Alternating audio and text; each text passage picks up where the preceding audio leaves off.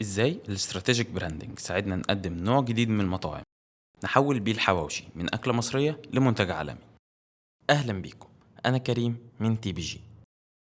جاست حواوشي بدأ بمجموعة شباب هدفهم تحويل الحواوشي لمنتج عالمي عن طريق الدمج ما بينه وما بين أكلات من دول مختلفة. ورغم إنه كونسبت جديد قادر يميز البراند، لكنه هيواجه تحدي كبير ممكن ينهيها قبل ما تبدأ، وهو ازاي الفكرة تتقدم للجمهور من غير ما تظهر انها دمج الحاجتين ملهمش علاقة ببعض او محاولة لروشنة الحواوشي. كمان ازاي الفكرة ما تكونش ترند الناس بتجربه مرة واحدة، ولكنه صنف اكل ليه جمهور مستمر، بالظبط زي البرجر ما انتشر في العالم كله. هنا بيجي دورنا في اعادة صياغة الفكرة بشكل يضمن لها الاستمرارية، التطور والتوسع مع الوقت. اعتمدنا في البراندنج على 5 مراحل. أولهم كانت البراند استراتيجي، اللي ركزنا في أول جزء منها إننا نتعرف على السوق ونحلل إزاي المنافسين بيعرضوا نفسهم للجمهور. أغلب براندات الأكل في مصر بتقدم نفسها على إنها متخصصة في كوزين معين أو نوع أكل معين، سواء كان أكل شارع، أكل شرقي، أو أكل ثقافة معينة. تحليل السوق من خلال الكوزينز ساعدنا جدا في المرحلة اللي بعدها، وهي البراند بوزيشننج، لأنه بشكل ما لقينا فيه الحل لكل التحديات اللي بتواجه البراند. عشان نحول الفكرة من مجرد ترند لنوع أكل مستمر، كان لازم تندرج تحت كوزين تتطور على أساسه.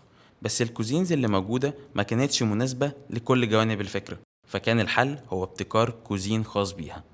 عملنا ده عن طريق إننا ندور على حاجة مشتركة ما بين الحواوشي وبين الأكلات اللي هتندمج معاه، سواء دلوقتي أو بعدين. كنا بندور على كوزين أو تصنيف قادر يجمعه مع التاكو، البيتزا، وحتى السوشي. بس ازاي ده يحصل وكل أكلة من بلد وثقافة مختلفة تماما؟ لكن بعد تحليلات كتير هنلاقي حاجة واحدة مشتركة هتكون الحل. أغلب الشعوب بتنقسم لثلاث مجتمعات: أهل القرى، أهل الساحل، وأهل المدينة. اللي اكتشفناه إن معظم الأكلات دي والأكلات اللي اتشهرت بره بلدها في الأغلب أصلها كان في المدن أو تطورت فيها. اشتراك الأكلات دي كلها في إنها طالعة من بيئة واحدة وهي المدن، خلينا بدل ما نعرض جاست حواوشي إنه بيقدم ميكس الأكلات غريبة عن بعض، نعرضه إنه بيقدم أكل مدن، أو اللي سميناه urban food. الفكرة دي غيرت كل حاجة في البراند وجمعتها تحت كوزين واحد قادر يتطور ويكبر مع الوقت. عشان كده في مرحلة المسجنج بدأنا نطور تعريف للإربان فود يشرح الفكرة بشكل واضح، وبنوصل منه التاج لاين وهو World Wide Appetite، واللي ترجمناه لحواوشي عالمي. ده ساعدنا جدا نوضح الفكرة، وفي نفس الوقت بورد بلاي بسيطة ساعدنا نعبر عن الجودة. المسجنج هيكون ليه دور أساسي في مرحلة البراند فيجواليزيشن أو مرحلة بناء الشعار، اللي كان هدفنا فيها نطلع بشعار يميز الاختلافات بين أكل المدن، ولكن في نفس الوقت يعكس التشابه اللي بينهم في البيئة.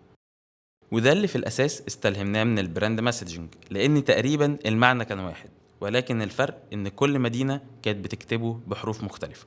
عشان كده اعتمدنا في الشعار على الدمج ما بين حرفين من لغتين غير بعض، وده كان مميز جدا لأن معظم المنافسين يا إما أساميهم عربي وبيكتبوها بالعربي أو الإنجليزي، يا إما أساميهم إنجليزي وبيكتبوها بالإنجليزي أو العربي، ولكن تقريبا محدش استخدم حرفين من لغتين غير بعض. بما إن الفكرة طالعة من القاهرة، استلهمنا الحاء من الخط المكتوب بيه شعار القاهرة، واللي هيكون ليه دور مهم جدا في البراند ايدنتيتي قدام.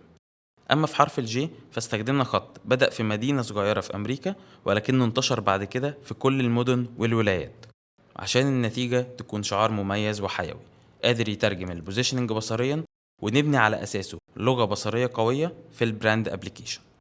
اللغة البصرية للبراند اتكونت من عناصر بسيطة تقدر تعتبرها زي حروف اللغة العادية.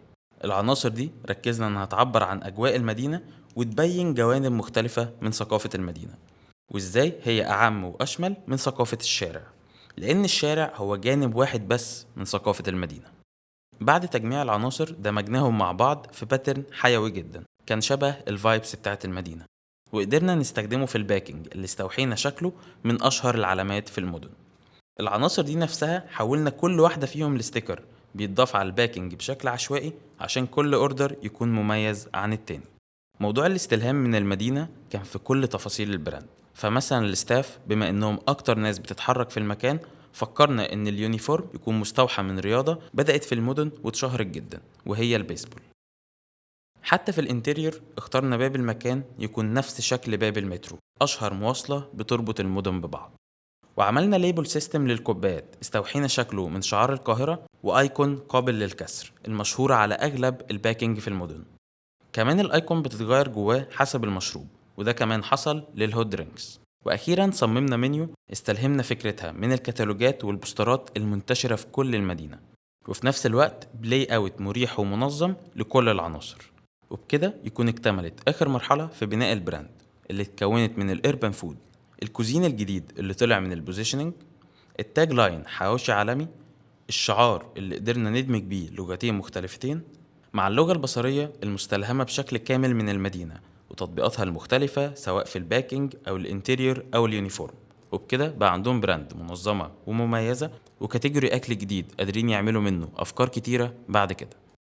كل تفاصيل المشروع وتطبيقاته موجودة بالتفصيل في البروجكت اللي اترفع حالا على بيهانس، تقدر توصله من الكومنتس وتشوف تفاصيل أكتر. متحمسين جدا لرأيكم واقتراحاتكم في كل حاجة شاركناها النهاردة، وشكرا جدا ليكم إنكم وصلتوا لهنا. نشوفكم الكيك أوف الجاي. سلام.